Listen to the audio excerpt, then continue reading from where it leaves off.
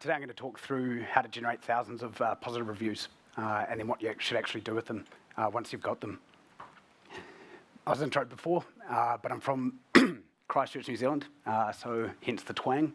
And yeah, I made lots of websites when I was younger. There wasn't AdSense around, so I was one of those guys putting pop-ups in your face, but it was good money back then. Don't worry about notes. If you want them, just send me a message and I'll send you through them all. So today we'll go through companies that are doing reviews well and a couple that aren't. Just some case studies there. We'll go through why reviews matter, why you should even care and spend the time and money and investment into getting them. And then I'll take you through the four-part process that I use to generate reviews. So the timing, when to ask people, how to ask them, what mediums to use, where you should push them, if you should get it on your own website or not. And then I'll take you through, since we're at Growth Hackers, I'll take you through 9 hacks that will supercharge the reviews that you generate. Once you've got your reviews, you've actually got to do something with them. So I'll tell you what to do with the positive reviews and then how to handle the negative reviews, which unfortunately you will get. So word of warning before we get started, this is not a magic bullet. So if your product sucks, your service sucks, your customer support sucks, then you should probably leave the room now because what will happen if you scale up at this point, if you don't have product market fit, people that love your product, is you'll just get a lot of bad reviews because you're going to be asking for them. So make sure you spend time fixing your product and work all that out before you scale up your review generation activities. This presentation is also not about fake reviews. So you can actually buy reviews from overseas. You can get thousands of reviews straight away overnight. But the review sites are pretty smart. They'll know that where they originated from. A boiler room somewhere overseas is not going to be a long-term strategy. But if you want a good story about fake reviews, there's a guy that built a fake restaurant in London called The Shed, and he pretty much gamed his way to be the #1 rated restaurant in London, and it didn't even exist. So that's definitely worth a watch after this if you like fake reviews.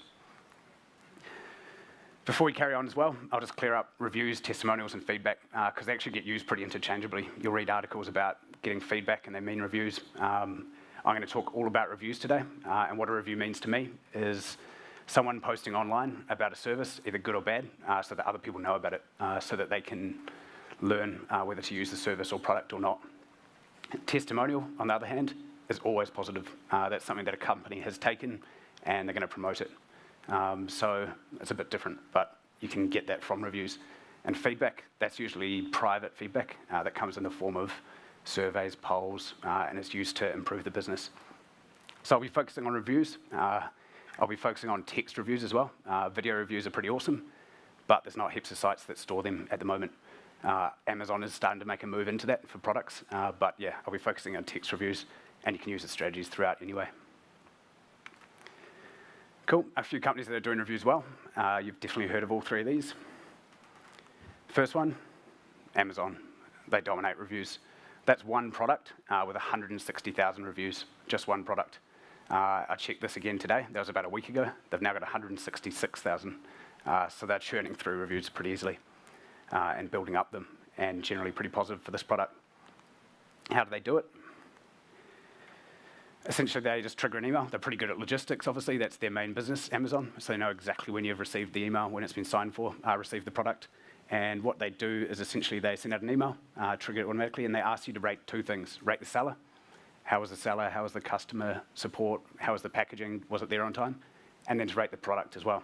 So they try and get 2 reviews at the same time. Both of those go to pretty simple forms.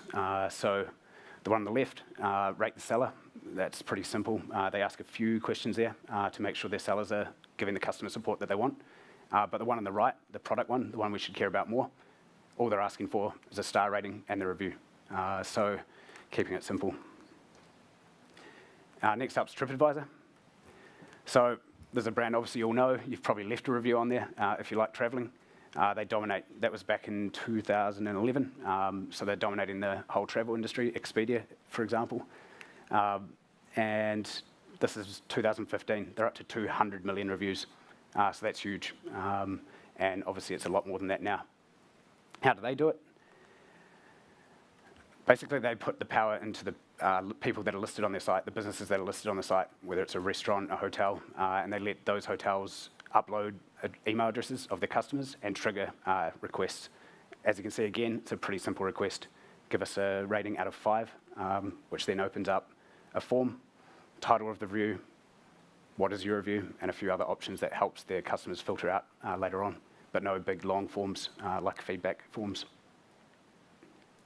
One a bit closer to home that's dominating, they've got awesome digital marketing across all channels.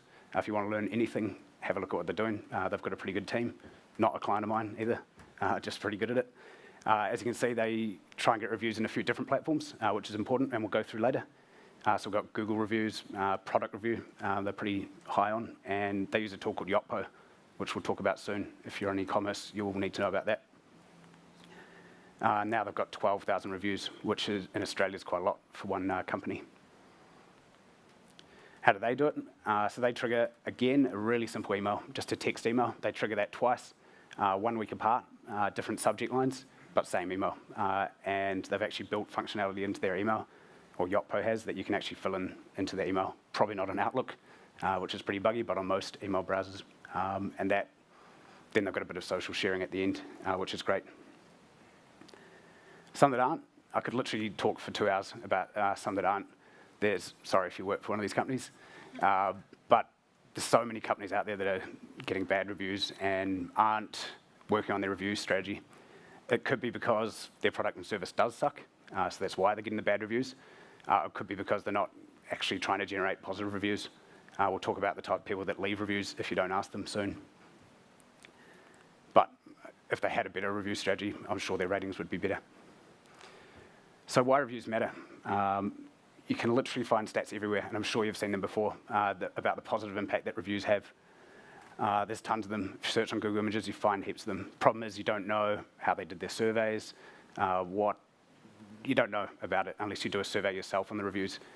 So I actually prefer to use hard data, things like split testing. So this watch company, for example, split test all the different watches across the product templates across their site. All they did was change a section, why buy from us, where they told the people why they should buy, to reviews from Trustpilot, where other customers said why you should buy from them. That actually increased their sales by 58.29%, just making that one change. So that's pretty powerful. And there's heaps of split tests like that show reviews will help your conversion rates. Another reason that you should think about reviews and care about it and put the timers is because reviews are actually becoming a channel in its own right. So people are now starting to change, and they're actually going to a review site first, such as product review, before they've even worked out who they want to buy from. Finding the category that they want to buy and looking at the top reviewed companies to find them, versus in the past where they went, found the company and then checked out the reviews to see if they're legit. That means that reviews can be a channel in its own right. That's a couple of examples. One company got 898 leads from product review. Another one, 830,000 revenue. So it can be pretty lucrative if you do it right. So now I'm going to talk you through how to generate reviews. So this is a 4-part process, like I said, and we'll start with timing. So knowing when to ask for a review is pretty important. If you ask too early and they haven't got your product or they haven't experienced it yet, you're not going to get a review.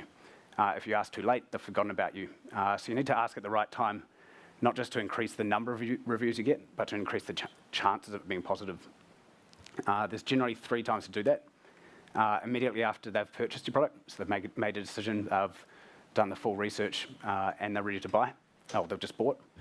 Immediately after they've received your product, you're not a scam, they've got it, they've downloaded your product, it exists, and they've got to play around with it, or if it's e-commerce, it's arrived and the package is open.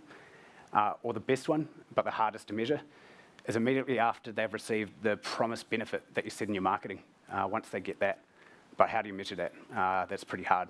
If you can send your review request at a time, that's going to get the best results, but it's hard to work out. A few ways that you could use to work out that timing for your company. Obviously, all companies are different, all clients are different, but you have to choose a time.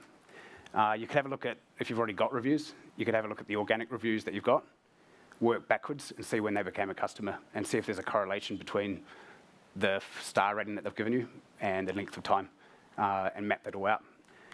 You could use surveys and polls yourself and ask customers and try triggering that at different times to work out when they used your product, for example, because some people, they buy something and they don't open it for a couple of weeks.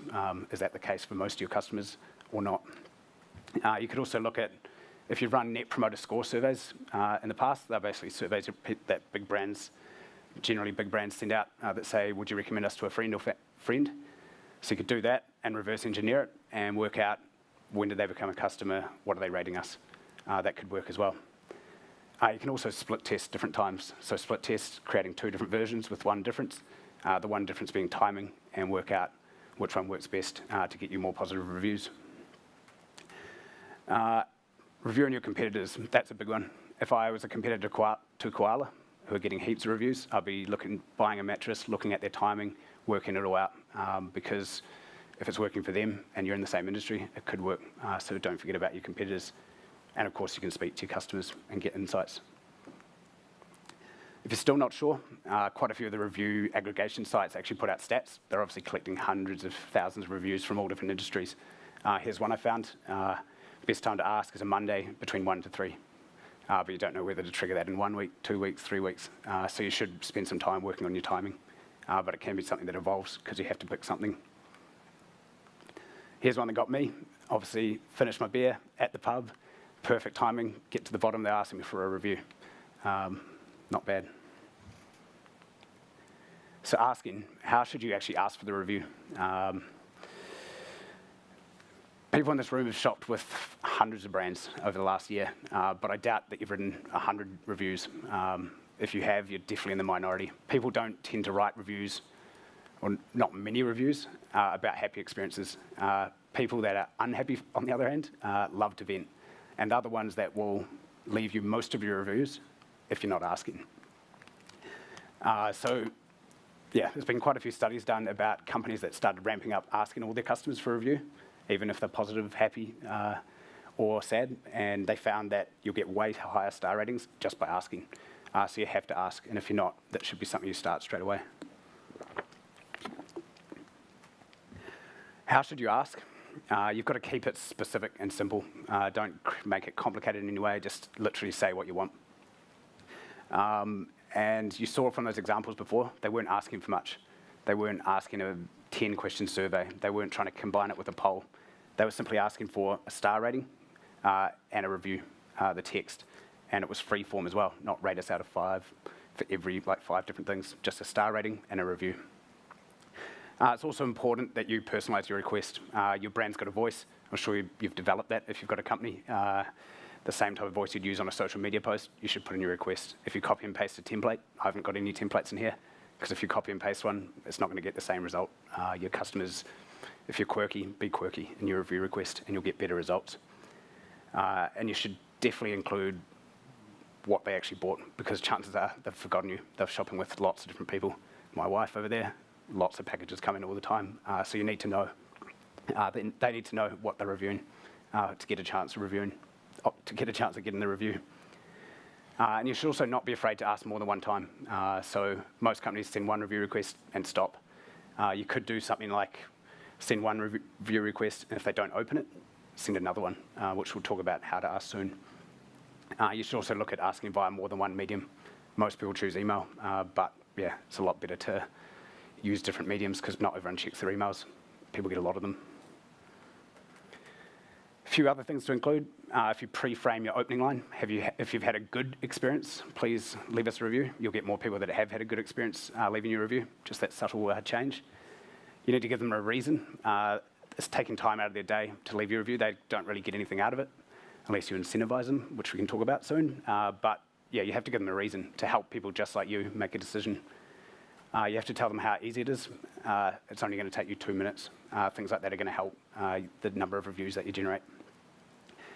You should also, I hate getting emails from brands that say no reply at, and then the brand name. So make sure you send it actually from someone. If you send it from a no reply email address and they're not happy, the only way they can reply and tell you that is by leaving you a review. So send it from an actual person, and then chances are they might just reply and say, look, I haven't had a good time. So you'll save yourself from one negative review right there. So a few ways to ask. There's a lot of different mediums and channels. So you can use automated email. That's the best one. That's the one that most people use, and it's the easiest to set up, so I'd start there. You can use manual email. Let's say you've got really high value clients. You've only got 100 clients. You don't want to set up an automated email for them. It's impersonal. They might have an account manager.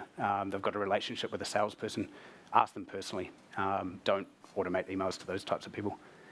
Or if you can't set up a trigger point, then you have to send a manual email because you're going to have to work out when they're at their happiest.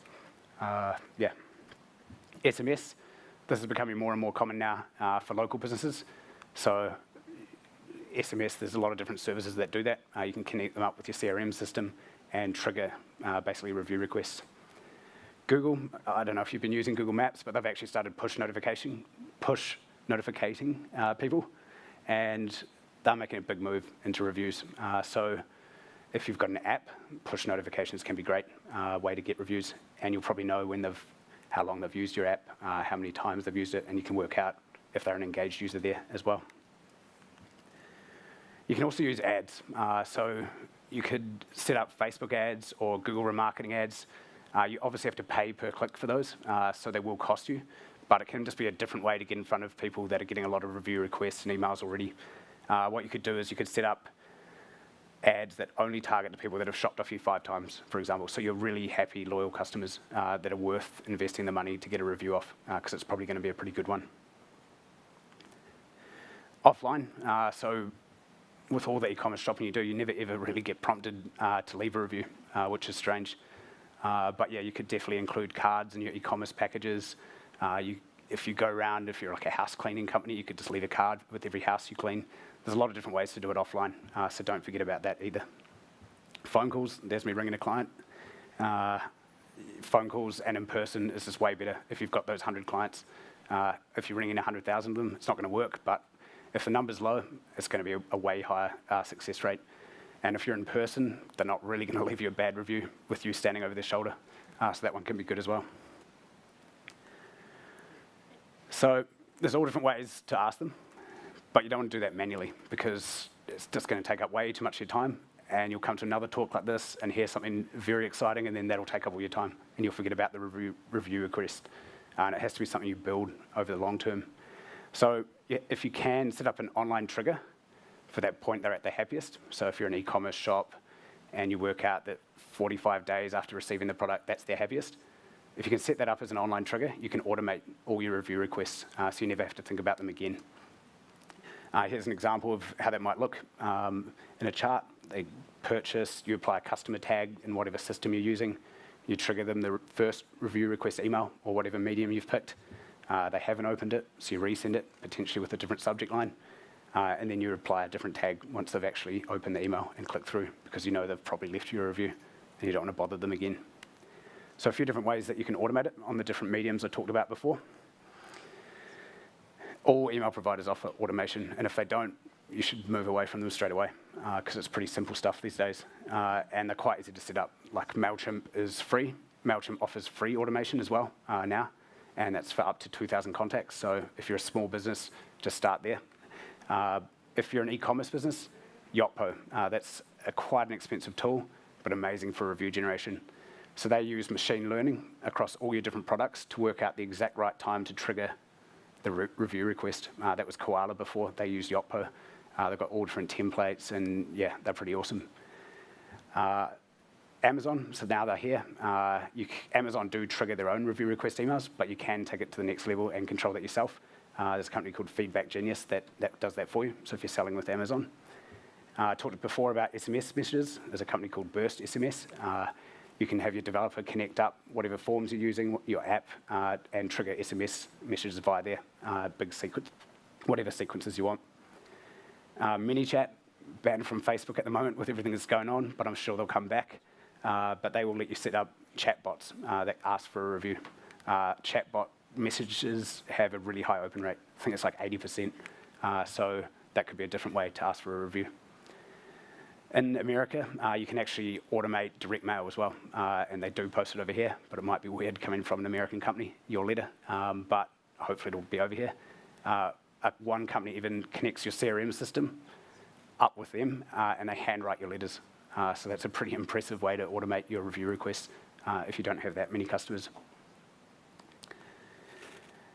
If you can't automate it, that sucks, but you have to still try and get reviews because they are so powerful in everything you do. So a way that you can make it better is by basically a better way of manual review requesting. So let's say you could log into MailChimp or whatever email provider you use and set up an automated sequence, which are your review request emails. Rather than typing them out or preparing them as a campaign all the time, you can then just set up an automated campaign that every time you upload a list of emails, it'll trigger to them. So then all you need to do is get your sales team, whoever's in charge of triggering the reviews, and probably you at the company, and just upload it. And that will trigger the review request without you even thinking about creating the emails. So that's just a better way to do it. You can also use the different review sites to trigger manual review requests. So Product Review, for example, lets you create a business account, log in, and you can just upload a manual list of emails, and they'll trigger a review request. But the only problem with that is they're pushing everyone to Product Review, which we'll go through in a sec, isn't usually the best way, but it's better than doing nothing. So pushing, where should you actually push your reviews? Unless this is a mistake that I see a lot of brands making. They ask for a review, they've got a form on their site, you fill in the review. You're missing out on heaps of benefits if you do that. So unless you're a review collation site, I don't think you should be trying to get reviews on your own site. There's heaps of different sites out there that you should be getting them on instead. And we'll cover how you can get them back to your website. There's lots of different ways. So instead of sending all the reviews requests to your website, fill out a form, get your review, put it on your own website, what you can do is create a reviews page on your website. And this is what we do at Web Profits. Essentially, that gives a customer a range of options on where to leave your review. I say a range of options because not everyone's got a Facebook account. Not everyone wants to leave a review on Google. People are more likely to leave a review on a platform that they're familiar with. So you give them a range of options, but importantly, it's not all options. You still want to pick the absolute best places to get your reviews. There's a stat there from reviewtrackers.com that 59% of consumers use 2 or 3 sites before they make a decision, so they check you out on a few different ones. So you have to be on more than one site. That's why I wouldn't want to trigger them from Product Review if I can help it, as good as their platform is. The other 41% must only view one review site or none. So if you haven't picked the exact right review site that those people are on, you're not going to find them. So yeah, it's important to pick a range of them. Before selecting a review site, make sure you actually try and leave a review yourself. There's some terrible functionality. Here's an example. Leave a review. Okay, you've got to log in. Oh, you've got to register an account. You actually have to give a biography about yourself to set up an account to leave a review. You're not going to get many reviews if you do that, if you send your customers to sites like that. So if it's a long, complicated sign-up process, just avoid it. You should also send people through directly to your site. So you'll notice that also says open review form. You want to send them directly to the form on that site, not to the homepage of Product Review to then go and try and find your company, because that just adds hassle. And as soon as you do that, friction, less people will leave a review. The good thing about using a reviews page as well is that once you've got enough reviews on one site, you can actually remove it so that you increase the focus on the other sites. So we've had clients that have got heaps of reviews on Product Review, and not many on Facebook, not many on the other platforms. So all we did was swap out Product Review, take it away, and instantly all the other sites started getting more traction. So that can work really well and can mean that you look good everywhere. You've got good star ratings and reviews everywhere. So which sites would I focus on first? Well, in Australia, Product Review. I think it's the biggest, most well-known review platform. They've got really good SEO. So if you do a search for service name reviews, for example, they're up there. And that's important because if they're getting organic traffic and then you're ranking at the top of that category, it's going to go to you. So yeah, they're pretty good and it will bring you traffic and leads if you start getting ranked at the top of your category. Facebook reviews are a no-brainer. If someone writes a review, all their friends see it in the feed. Obviously, the flip side is if it's a negative review, all their friends see it and might jump in. But we'll talk about how to deal with negative reviews soon. Another one's Google My Business. So you've all seen the links on Google Maps, the listings, and now that they're starting to make a big play into reviews, I'd definitely be focusing on Google as well. Who knows what they're going to do in the future, but if they're push notificating everyone that's using Google Maps to try and get reviews, you can tell they've got something planned. You can send people through straight to a form that reviews your business, and there's actually a hack to automatically select 5 stars. So if you want to do that, I'll send you the link afterwards. But yeah, that will definitely help what star rating you get. Another good one in Australia is local business directories, especially if you're a local business, like a builder or something like that. They don't get as much traffic as they used to, but they're still pretty effective at helping your SEO rankings, and people do go to them. So True Local, Yelp, word of mouth, there's a lot of different ones, but those are the 3 main ones. If you are going onto there and you have multiple office locations, make sure to upload them all, because then you'll get local reviews from people that have used that branch, and it's better for your SEO as well. That page will rank if someone does a search from that location. If you're e-commerce and you're selling on Amazon and eBay, try and get reviews there, as many as you possibly can, because that's going to not only help your conversion rate of the people that actually buy that product, but the more reviews and the more velocity you've got, that'll help you rank as well. So if someone does a search for your product category, the reviews will help you rank. I've left Trustpilot and FIFO off the list. They're pretty popular in Australia. Again, hope no one's in the room, but the main reason is because they're not getting enough SEO traffic compared to product review. And if you've got your lowest hanging fruit is, say, 5 review sites, that is not getting enough to be there. They don't really have the category pages that product review does, and they offer the same functionality. If that were to swap, I'd instantly put Trustpilot back up there if they ranked up things here. One thing not to forget as well is niche review sites. So every industry generally has different review sites. In software, it's Capterra. If you're a real estate agent, it's Rate My Agent. Hotels have obviously got TripAdvisor. Those are the ones that will be getting a lot of traffic in your industry, and are worth focusing on as well. To find them, just search for your service name reviews, go through, say, the first 10 pages and look at all the different review sites, or look at your competitors, where are they listed for reviews, and see if you can find a site then. One thing to do, though, is check how many reviews are actually on the site. If there's only 90, 80, 50, I don't know if I'd bother if you're going to make up the most of them. So now some hacks. So you've got your reviews page, you know when to send the review, and you know all the different mediums that you can do it. But we need a few hacks to increase the velocity of reviews and increase the percentage that are positive. So the first one is a way to increase your positive reviews. So similar how if you're at a restaurant, the serving person or bartender asks you on the way out, have you had a good experience? And you say yes, and they say, cool, can you leave us a review on TripAdvisor? You can do the exact same thing online. So that reviews page we made before, what you could do is modify your page and ask them how happy they are before you even ask them for a review. Give us a rating out of 10 with how satisfied you are. If they give you a score of 1 to 6, say, you can pick whatever scores you want, but if they give you a score of 1 to 6, you should ask them why. You should actually find out why they're unsatisfied. So yeah, we do this for some clients and send it straight through their customer support team and make sure we resolve the issue. If you don't resolve that issue, that's someone who's just responded to a review email, thought about reviewing, and eventually they probably will review. So I'd do anything you can to resolve that. And if you can turn them around, potentially you could get a good product review off them. If they score 7 to 10 though, great.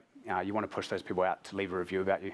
So that can be a pretty effective way to increase the percentage chance of getting positive reviews, but also find out who is unhappy before they even have a chance to review so you can solve their problem, because they could still be a customer. They're probably telling their friends in real life.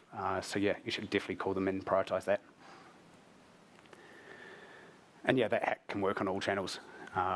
If you do it via SMS, just ask them out of 10 and trigger them different review requests. Hack number 2. So you don't actually have to review your main product or service. This is one that's a bit different. What you could do, if you give value to people in your target market in any other way, you could get a review for that. So the example there is 2 reviews of many, of reviews of a free consultation call. So all they've done is say, put in your details and we'll give you a free consultation and talk you through your issue. That's really effective because straight after the call, they trigger a review request and you're actually getting a review of your call. Most of the reviews don't even mention the call. They just say, this company really knows their staff, they helped me out when I really needed it, etc., and give pretty good star ratings. So if you can back yourself that you've got a good offering like that, might be even a free ebook, for example, that you know is really awesome. Might be an easy booking process or a customization of a t-shirt if you're an e-commerce store. So you just have to try it out and see what type of reviews you get. But that's a pretty good way to, that service, for example, takes months and months and months to end, and some of them don't, so they could never get a review off those people otherwise. And you get non-customers leaving you a review. Hack number 3 is incentivize your reviews. So it's actually a bit of a myth that you can't incentivize reviews. You can, but you just have to incentivize them no matter whether they leave you a positive review or a negative one. So there's a few different ways that do it. Dimmy, they give you reward points if you leave them a review. Those reward points can be changed for dining vouchers, restaurant vouchers. Product Review does it for a few different brands. Carlisle Homes, 1 in every 3 gets a $500 gift card. So you can incentivize it. It doesn't have to be a prize. It could be like a service upgrade for everyone who gives a review. Or you could even donate to a charity if that's more aligned with your brand values.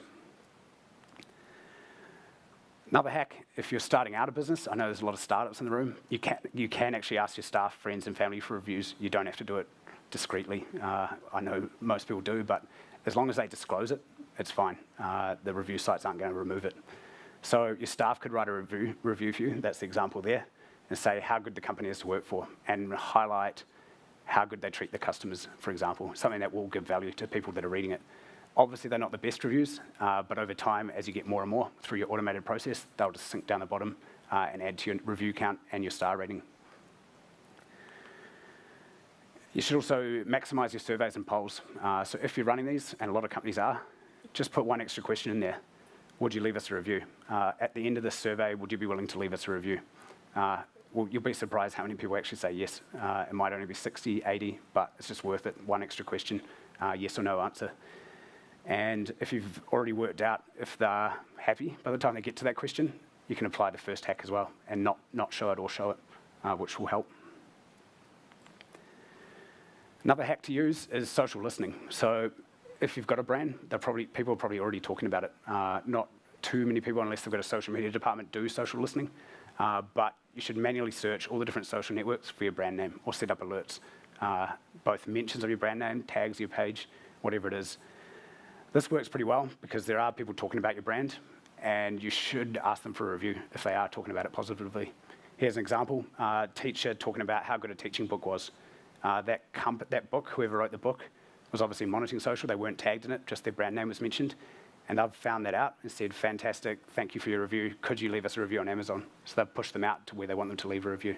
Or you could send them to your reviews page. And she's replied saying, no worries, I will post you a review. So that's a pretty good thing to do. And there's a tool called mention.com, which can pull in all your mentions from all over the place, which will make your life easier. Another hack, if you're serious about getting reviews, and especially if you've got a low number of customers, you don't know when the happy point is for them, you can't automate the process as easily, is incentivize and reward your team. So actually tell them you're serious about it.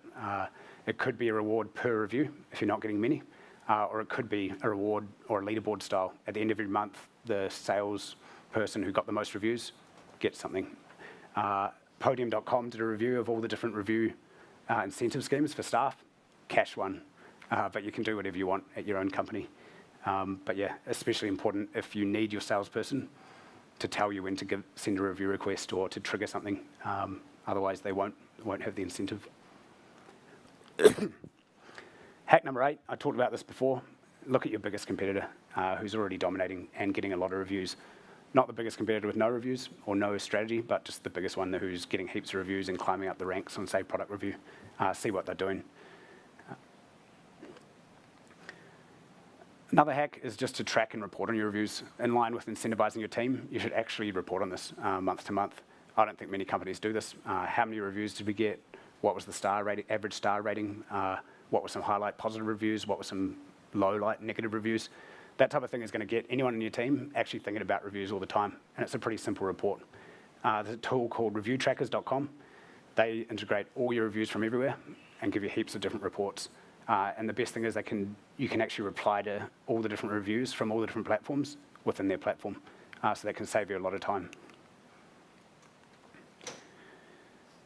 So what to do when you actually get a positive review? Most people just go, awesome, crack the bubbly and celebrate. But you should actually do a lot more than that. So the first thing you should do is thank positive reviewers. People love to hear from brands. especially on social, and brands replying to them, especially if you're a bigger brand, they think that you don't read all their messages, will have a big impact. So just engaging with them will start turning them into brand ambassadors a little bit more. So make sure you respond on every review platform, whatever they left you the review, and just thank them for it. If you can personalize that with something about them, if you remember them, if you're a restaurant, that will be even better. Here's an example, a restaurant, they said, we came in, the food was awesome, this is what we had. And they said, cool, glad you loved it.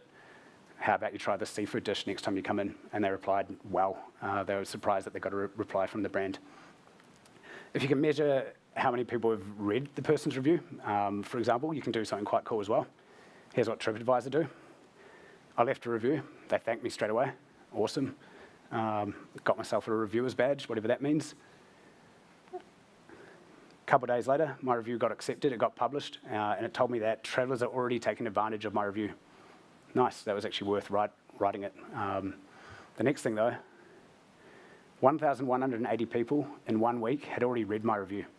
So that's pretty powerful, telling people the impact that they've had.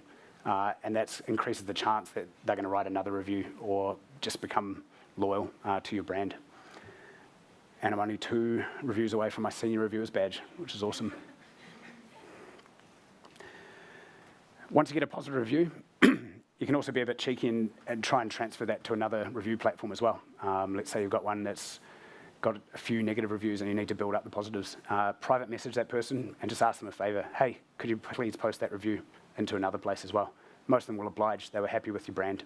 And if you've just replied to them and sent them a personalized request, they're gonna know that you're pretty onto it there. If you get an awesome review, you should definitely take that to the next level. That's when you can start turning reviews into testimonials. Obviously, you could use that text review, but if you can turn that into a video testimonial, that will do wonders for all your marketing, whether it's on Facebook, YouTube, your landing page.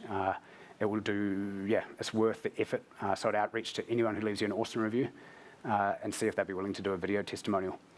There's services like 90-second videos, which actually have videographers all over Australia, and they can send them out to do the video recording, so you don't even have to be in the same city.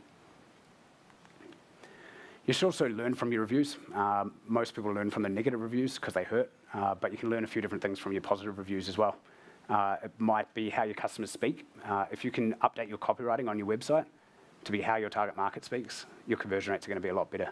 But it's pretty hard to write like your target market unless you're in them. So you could learn how the type of language they're using and apply that. You can find out what they actually value about your service. The example there, we do marketing for a superannuation company, fossil-free one.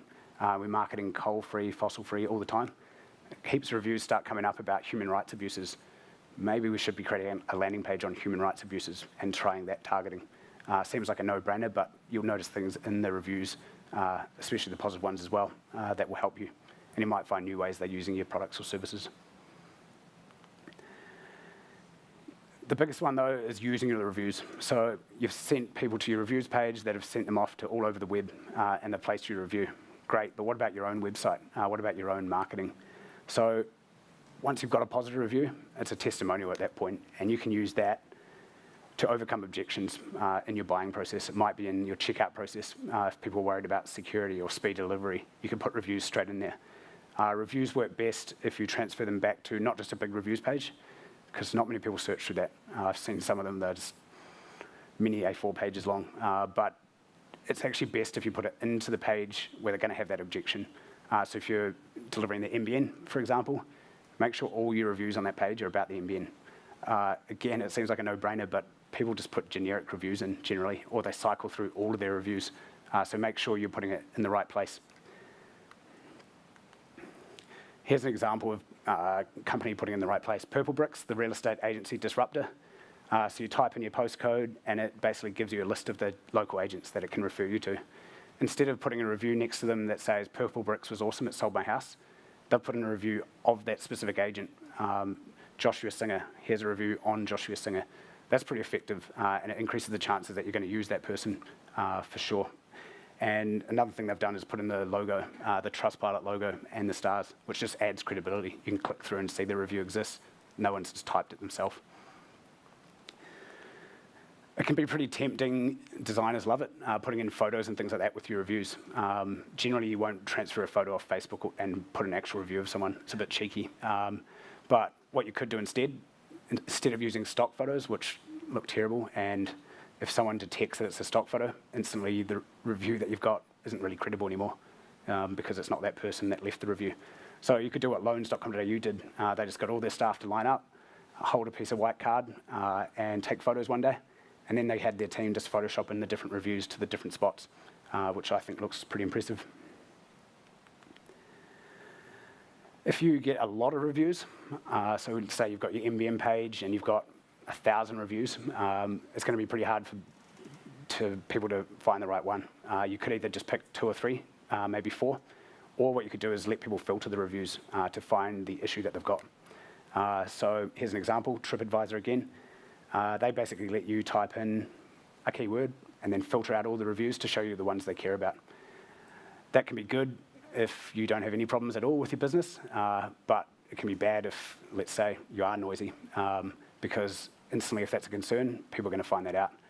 But what you can do is you can log in analytics what people are typing in, and then you either need to improve your copy on that page to address that concern that everybody is having, or you need to fix that thing with your business. There's lots of different ways you can use your reviews. You can use a word cloud. Again, if you've got thousands of reviews, you can pull out all the keywords in them. It's hard to read through them all, and run them through a tool like a word cloud, and that will tell you what your customers are valuing most about your business. You could use that yourself just to quickly drill into, for that company, it's customer service, to drill into why people are giving you positive reviews or negative. Or you could use it on your website as well if you wanted. So as well as transferring reviews back manually, copying and pasting, and working it into your designs, you can actually also embed or like transfer over a whole widget of reviews. The example on the right there is a product review widget. So that's just a little bit of code that they give you that you transfer back and put onto your page. You can still set up filtering. For example, product review, you can say, I only want to show 4- and 5-star reviews, and that will let you do it. You can literally embed every Facebook review you get individually. So that could look pretty impressive if you've got, say, a landing page. Having the actual Facebook review there that they can click through, see the person's real, they know it's a Facebook page, is going to be a lot more effective than copy and paste where you could have just updated it yourself. The only problem and downside is you can't customize how it looks that easily. So your designer might have a problem with it, but yeah, it certainly adds way more credibility. You've got the reviews on your site now. What you should do is promote them. People react way better. We've seen it through testing all different ads, from hearing from people that are like them, hearing from people that are talking like them, hearing from people that aren't you shouting out how good your brand is. So you should definitely look at promoting your reviews in your advertising. That's an example of an email sequence for a skincare product. Just one email in there to start addressing, like if they've got concerns, a bit of social proof. You should sort your reviews by the USP that they mention, because different target markets will respond to different USPs if you've got a few, and then test which ones work the best. So it might be they've said you're really cheap, or you're fast, or the quality is really good. Divide them all up and then promote them and just test it through, say, Facebook ads to see which one works best for which different target market.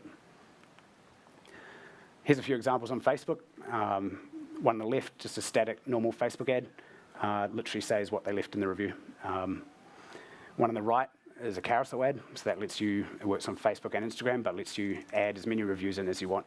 And that can be pretty effective if you've got a bunch of different reviews. You can use the Google Display Network, all the ads on the left. So let's say you had people starting to check out on your checkout process. You could remarket to them if they didn't complete it with testimonials, just to bring back that trust and click through. Or you could create an animated GIF or even a video. If you do create a video of all your different reviews, make sure you tag everyone that watches it, because you can actually remarket to them again with different conversion-focused ads. Another way you can promote your reviews is to use rich snippets. So this is in SEO and organic search results. Essentially, it's a bit of code, which you can see there, which tells Google, this is my star rating. You can pick one site. This one, for example, is product review. And it's just a little bit of code that you add to your footer of most of your pages, and Google will start picking it up. They're not going to show it every time, but when they do show it, it's pretty impressive, because if everyone else just has a plain organic listing and you've got star ratings in there and they're high with lots of reviews, then that's going to improve your click-through rate, which in turn will probably increase your organic rank as well. So definitely do that. It's a one-time setup and it can do a lot for your organic traffic. You can use it offline as well. Here's a billboard, probably a little bit too much text if you're driving past, but yeah, you can use your reviews offline. So think about all your offline marketing and work in the most appropriate review into the right place. Yeah, that will help improve the conversion rate of the offline marketing as well. The last thing you should do with positive reviewers is turn them into referrers. So these are people that are happy with your business, especially if it's an awesome review. So why not get them referring your business, incentivize them to do so.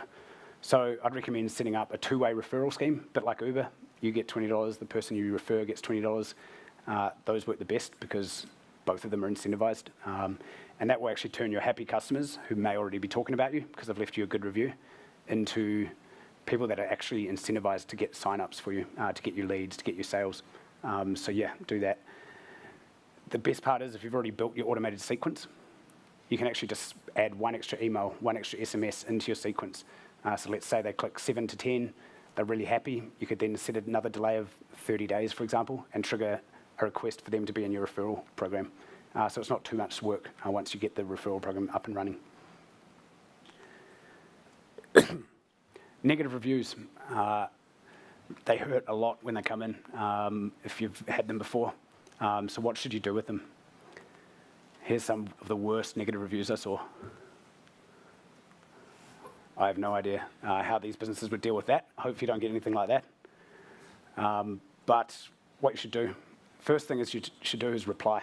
There's heaps of brands out there that get negative reviews and they're like, oh, well, it's too hard to deal with, and just don't reply at all. And that looks pretty shocking if you're thinking about using that company and there's no explanation of why they've had all these negative reviews. It's unlikely that you're going to go ahead with them unless they're the only option. So Harvard Business Review did a study.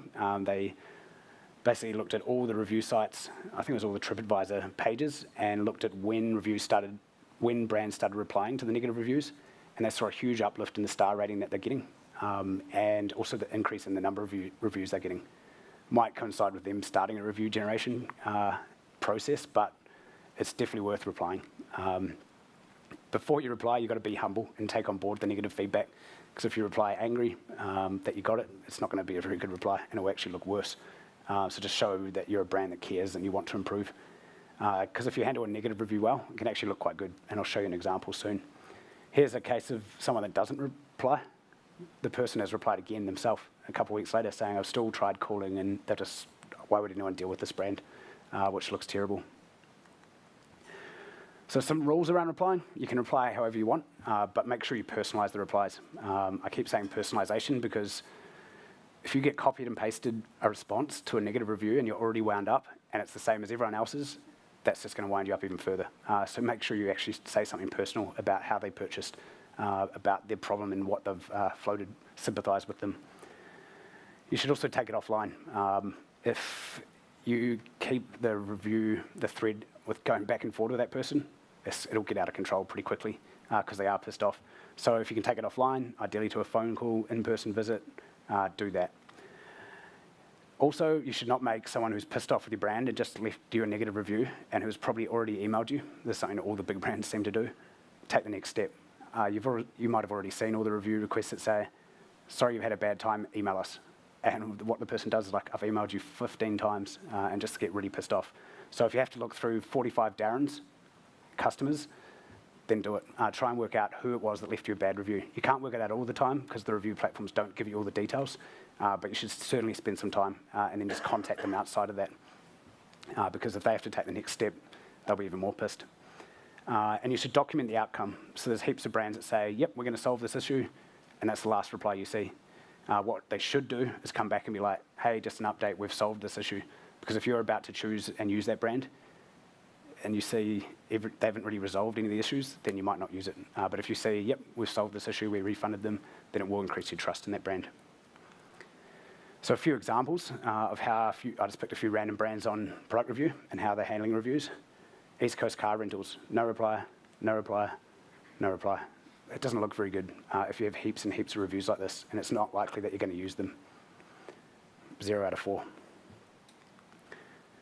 Mate communications, now they're actually pretty good with reviews, but this is the best example I could find of if you don't take it offline, it soon gets out of control. That person has gone back and forth on Mate, and Mate's ended up blaming Telstra, not taking responsibility, and it ends with another question, which they just haven't even bothered replying, they just gave up. That looks pretty bad if you're scrolling through someone's reviews and deciding whether to use them as a company. On the flip side, a good way to 1 out of 4. On the flip side, a good way to handle a review. This company, Australian Outdoor Living, installing fake grass in a house, got a terrible review, 1 out of 5, terrible.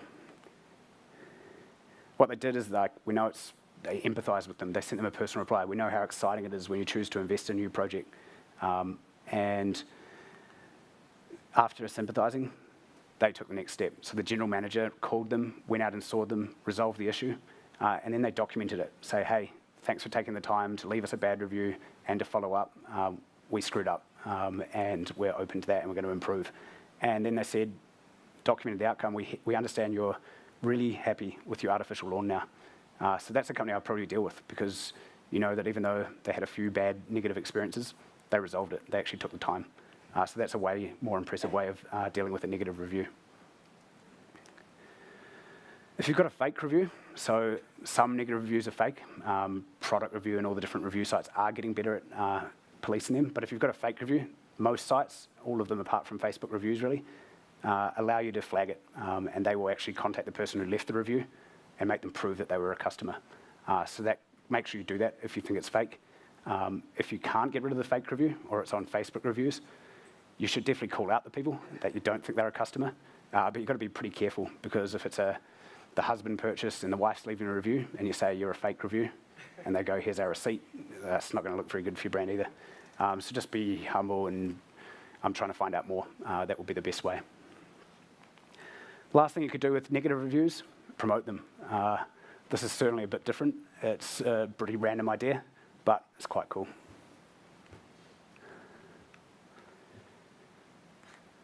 Cool, so in summary, step 1, send review requests to all of your customers using multiple channels at the time they're at their happiest.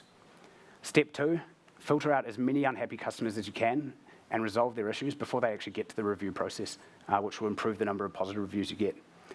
Step 3, make sure you put them to the platforms that are going to give you SEO, going to give you traffic, going to help your Amazon rankings, the one that's going to give you the best results. Don't get them on your own website.